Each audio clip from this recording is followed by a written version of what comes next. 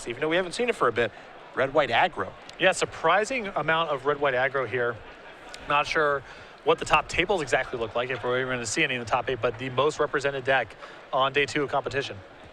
A Plains to start here for Musser. A Llanowar Waste there for Bowman. Musser will deploy a Caves of Koilos. Leads me to believe he does not have a Course of Crew Fix in his hand. And we'll pass the turn back over to Bowman. Bowman will play a Windswept Heath and pass back to Musser. Sandsep Citadel, the draw here for Dan.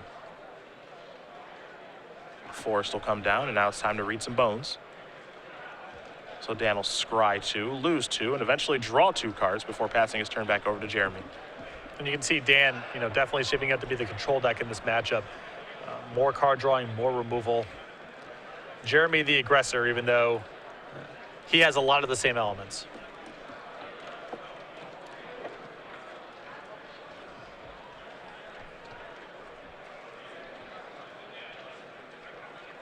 Jeremy has land number 3, but no card drawing spell, at least it seems just yet. Does have 4 copies of Abzan Charm and access to 3 copies of Read the Bones after sideboard, as Musser will deploy a Forest, and he'll have the first threat here in Sorin. I like playing the Planeswalker here instead of going for Siege Rhino because, Dan can sense out there's a reasonable chance that Abzan Charm is in Jeremy's hand. If it's Hero's Downfall, you're better off with the Planeswalker, and if it's Abzan Charm, you're way better off with the Planeswalker. There's Hero's Downfall to take care of the Planeswalker, leaving behind the Vampire token, as you mentioned. So some good value there. Caves will come in. Bowman going to sacrifice his Windswept Heath, we believe. And he will. We'll see what land he wants to search up here, either a Forest or a Plains. I'll go with the Forest. And you have to imagine some sort of spell on the way. Perhaps the Siege Rhino, perhaps his own Planeswalker. Yep. Would love to talk to Jeremy and see just how good Whisperwood Elemental has been for him. Again, 3 in the main deck. When you're 11-2 and you're playing 3 copies of a card in your main deck, it's usually been good for you. And there is the Rhino. So a little drain, a little gain here for Bowman. We'll head back Musser's way.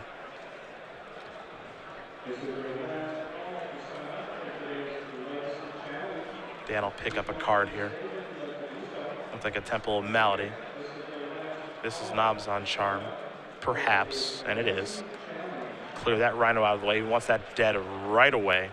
There is the Temple he's drawn for the turn. Leave the top card on top. Come across here with that Vampire token from Sorin. And pass the turn back over to Bowman. Bowman will draw. Copy of Thoughtseize.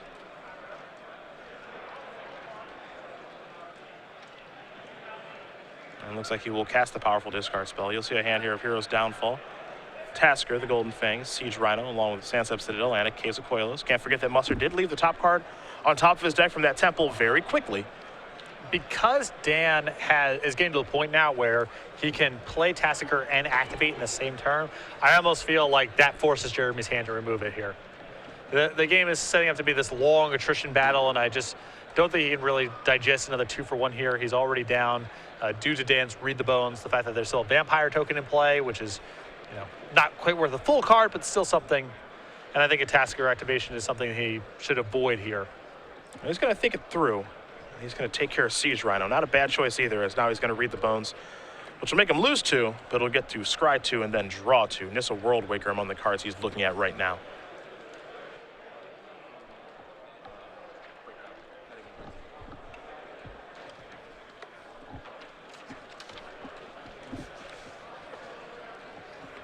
And Bowman and Musser here, 2 of the 8 players to make day 2 with Abzan mid-range. 116 players here in day 2. Here comes Tom Ross in the air for 2 points of damage. Now Dan will play Caves. At least we think. Can do a little bit of math here, perhaps.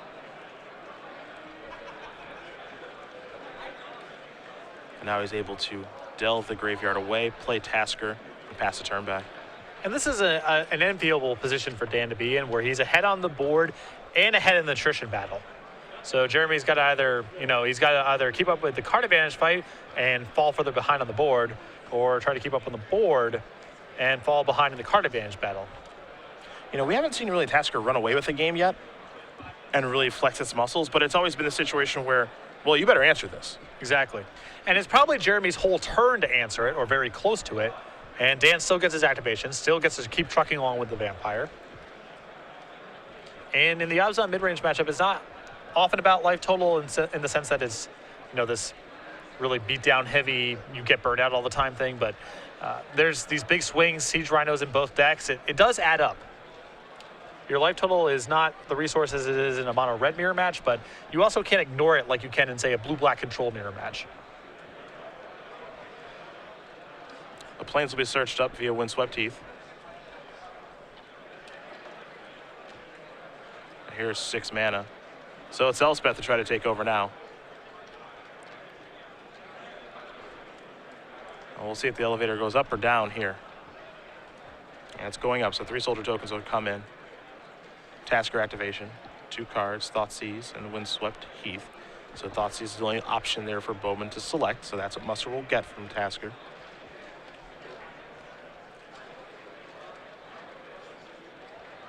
But hey, draw cards, not so bad, even if it is a Thoughtseize.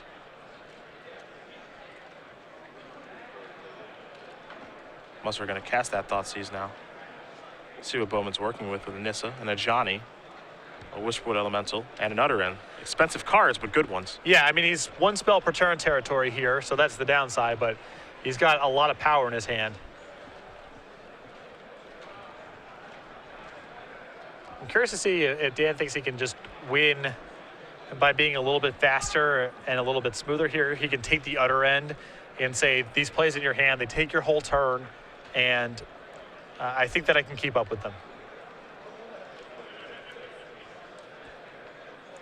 I think it's just very hard to poke a hole in this hand by taking one of the threat cards, because it's pretty redundant. And there goes the Utter End. The removal spell will bite the dust. Sansep said it'll be the land that Musser plays. Now it's time to figure out how to attack.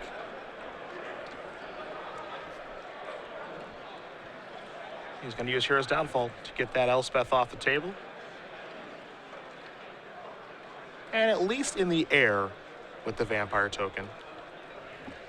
I think part of the reason that Dan's holding back here with the Tassiker is it cuts out the line of cast a Ajani and pump up all of my creatures to attack, or cast Nissa and make a 4/4. The 4/5 on defense does a lot of work against both of those lines of play. While the Vampire is still trucking along in the air. And you can go all the way back to the 4th turn of the game, where Dan elected to play Sorin over the Siege Rhino, and he's still reaping the benefits of that decision. Yeah. That has certainly been a noticeable difference. Bowman's draw for the turn was Elspeth. So he can play that song and dance again if he'd like. Wasn't so bad the first time. He said, all right, I guess I'll do it a second time. This time he's going to take down Tasker, however, and now get in for 3 points of damage. He didn't have access to that play last turn. I mean, at this point, he's got enough power in his hand where he can, I think, afford to throw away the Elspeth, but Dan's got the follow-up. Yeah. The attack from the Vampire will take care of Jeremy's Elspeth, and now Musser has an Elspeth of his own, 3 soldiers on the way. And it's not a bad way to turn the tide. Bowman will draw a copy of Abzan Charm. And we know with Abzan midrange, if it can get into 2 spell per turn territory, very tough deck to beat, but Jeremy's not there yet. No, he hasn't. And that's why the delve cards in some mixture are so important. It almost doesn't matter what they are. It can be Tassiker, it can be Murderous Cut. You just have to break serve at some point in the game where you make a high impact 5 mana play, follow it up with something good for 1 mana, and then take it from there. Nissa will join the battlefield. Looks as though it's making a 4/4. Of course, the elevator only goes up on that card, and now Bowman coming into the red zone.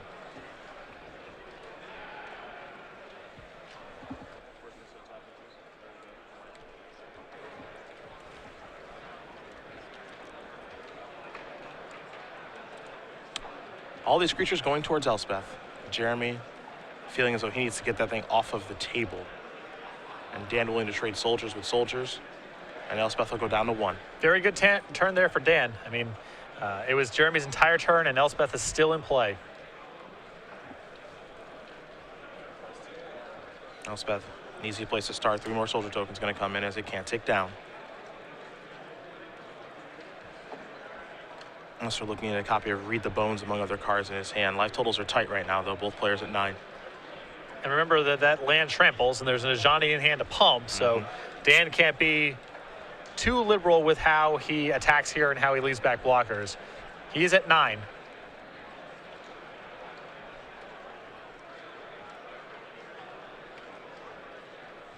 Read the Bones. Going to put him down to 7. Going to look at a couple of cards here.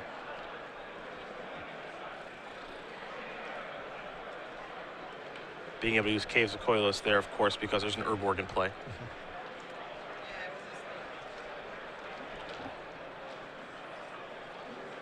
One on top, one on bottom is what Musser has decided. So he'll take 2 cards. Looks like Thought Seize is one of them. I believe he kept Elspeth as well. Sure.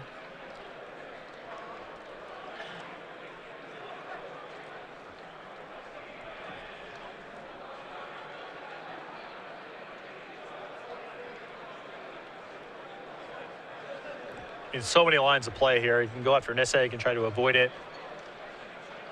He can Thought Seize here, he can ignore it and try to protect his life total. It's tough to say.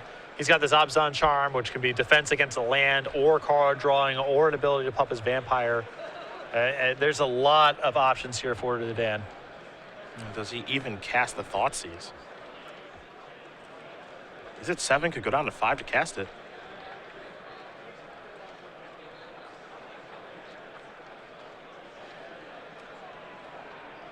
Yep, just 2 points of damage. We'll see where it's going. Going towards Nissa. Wants to try to get that off the table.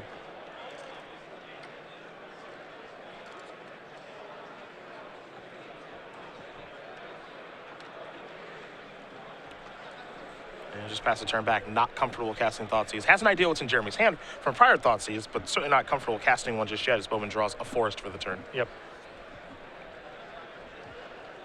And the other thing is, all other things being equal, you might as well wait if you think that both 5-mana plays are a push.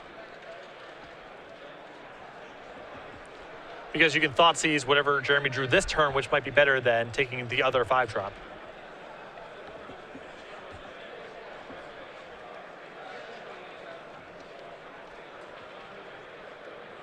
Now, Jeremy's the one with some thinking to do. Life total super tight. A lot on the line.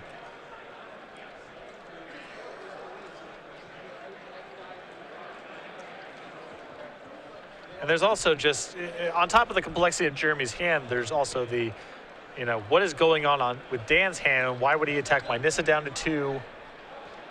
And why doesn't he just come after me? Do I need to try to go after Elspeth here? Do I need to do something with my mana instead with Nissa instead of making another 4/4?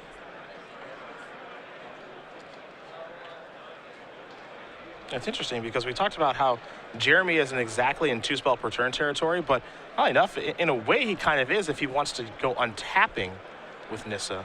But he's made his choice. He'll play an Ajani after that Nissa activation. Dano consults his hand, and this is where Abzan Charm looks really good. Yeah, this is, again, going to be a lot of Jeremy's turn, especially if he uses the Ajani to pump up one of his tokens. Looks like he's going to diversify counters a little bit here.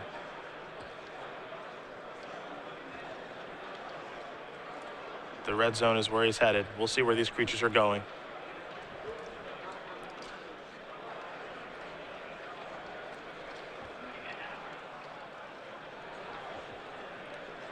You've got the 5-power Llanowar Waste going at Elspeth, the 6-power Caves of Koilos going at Dan.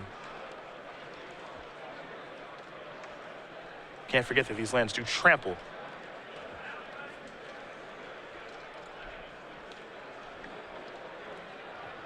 And I kind of like the split of the attack here a little bit. Yeah, I think that you need to try to put Elspeth under some duress with a smaller one. Though it is worth noting that he did have a lethal attack. Yeah. He did have a straight lethal attack. So Abzan Charm takes down the big one. Elspeth bites the dust. Musser's still alive, and he's got some attackers here. And maybe very wisely not casting that Thoughtseize the prior turn, but casting it now as he goes down to 5. No, I like that play a lot. Abzan Charm. Whisperwood Elemental. The Elemental will bite the dust. Charm is left over.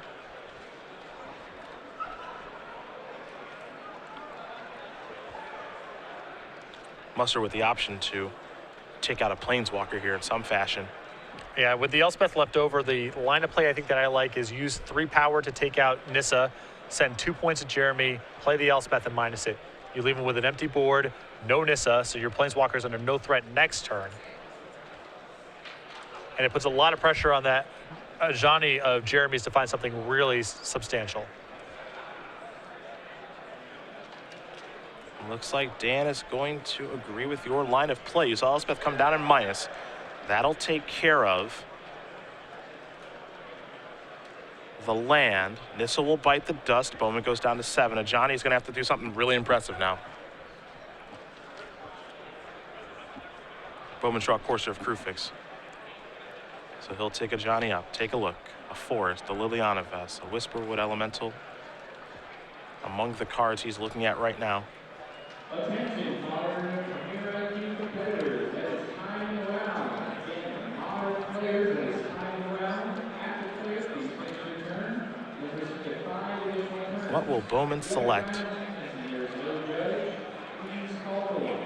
He's under the gun in multiple ways right now, and that doesn't even account for the cards that are in Musser's hand, which he has no idea. Yeah, but Dan is very low on life himself. Yeah. I mean, this game is still very much in play. Any creature that Jeremy gets to attack with here can be augmented by Ajani, so this is not easy for either player to navigate. Well, it's Whisperwood Elemental. And that's the choice. The 5-mana 4/4 from Fate Reforged at the beginning of your end step, manifest the top card of your library. So there that comes. This is our first manifest token of the weekend. Yes, it is. You can, of course, sacrifice Whisperwood Elemental on that turn.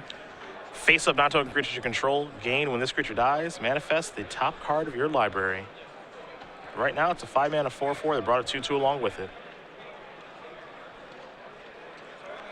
I suspect this card's going to be very challenging to defeat in limited. I think I'm right there with you. Okay. Yeah, I you know.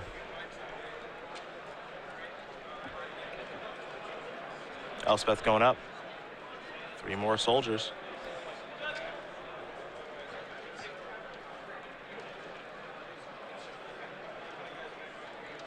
Another Elspeth in Musser's hand.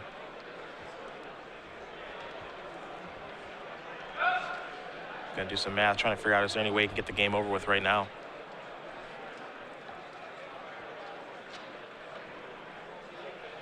There's 6 mana. Replacement Elspeth. Minus. There goes Whisperwood. Here comes an attack. We'll see where it's going. Yep, there's a blocker. Damage going to come across. Looks like Bowman's going to go down to 3. Again, daring Jeremy to do his worst with that Ajani. Abzan Charm the draw. Also keep in mind, Dan has to respect the possibility that Manifest card is a Siege Rhino. A Trampler that gets turned face up here is really bad if Dan is not careful about how he blocks. It is turn 0 now. Time is up. But we should get a conclusion to what has been a very, very good match to watch.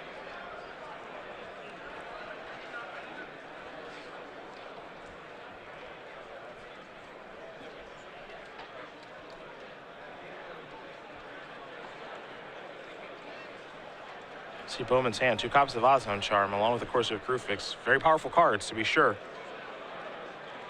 Johnny gonna tick up. Red zone. Well, this'll make you think about it. You see, he's gonna do that. How many creatures am I supposed to block with? He has to block with everything if he's respecting Siege Rhino. Yep. Wow, and it was a Rhino. Wow. But that's not going to be enough. And that is going to do it. Dan Musser is going to win this match over Jeremy Bowman. It actually was a Siege Rhino. If Dan blocks incorrectly there, he loses the game. Wow. I mean, you can see Jeremy was trying to find something that would allow him to conceal it. You know, if he has another land in play or maybe 2 lands in play, he's short that he can attack. And then Abzan Charm and unmorph the Siege Rhino. As it stood, Dan knew what the card he had to worry about was. He was actually down there, but made the right block, and now moving on to the top 8. Yes, sir. Moves on to 12 and 2. He'll be able to draw in. That puts 4 people into our top 8. And what a top 8 it is looking like right now. You've got Gerard Fabiano, Alian Trazi. You throw in